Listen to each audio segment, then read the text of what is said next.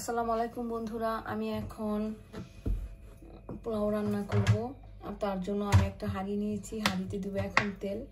আমি এখানে 1 কিলো চালের একটু বেশি নিয়েছি। আমি আধা কাপের মতো তেল দিলাম। আর আমি বেরেস্তাটা আগেই করে রেখেছি, আমি এতটুকু পরিমাণ বেরেস্তা দিয়ে দিব।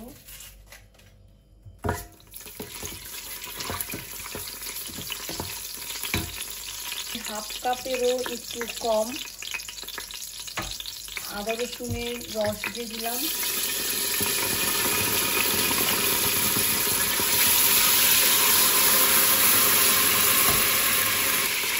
একটু জিরা ফাঁকি,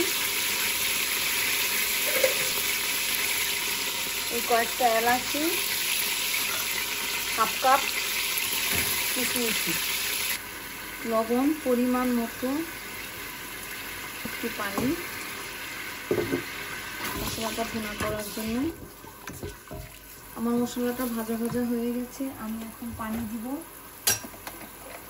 এটা গরম পানি। আমি 1 কেজির একটু বেশি চাল নিয়েছি, আর আমার এই পাতিলাটায় 1.5 কিলো চাল আটে। আমি এই জন্য পাতিলার একটু নিচে অর্ধেকে, এই জন্য আমি এই পাতিলাটার অর্ধেকের একটু কম পানি দিয়েছি। আমি পোলাওতে কখনোই পানি মেপে দিতে পারি না।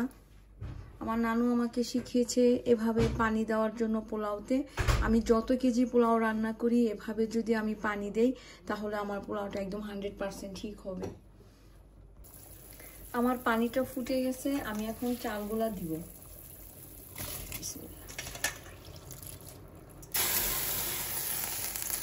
যতক্ষণ পোলাওর পানিগুলা না ফুটবে আমি ধীরে ধীরে চালগুলা এভাবে নেড়ে দিব।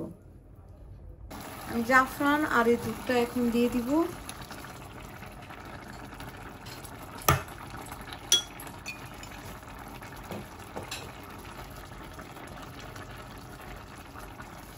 আমি লো হিটে পোলাওটা 20 মিনিট দম দিব।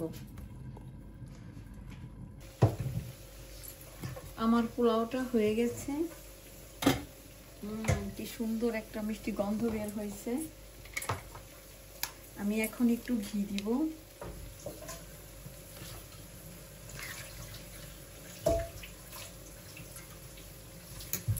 সামান্য একটু কেওড়ার জল দিব।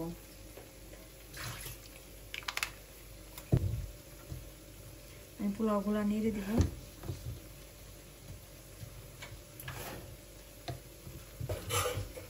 দেখেন বন্ধুরা, আমার পোলাওর চালটা কত সুন্দর হয়েছে, কত লম্বা লম্বা হয়েছে। আমি রান্না করার 10 মিনিট আগে পোলাওর চালটা ধুয়ে ভিজায় রেখেছিলাম। এখন আমার পোলাওটা হয়ে গেল। আপনারা এভাবে রান্না করবেন, আশা করি আপনাদের ভালো লাগবে।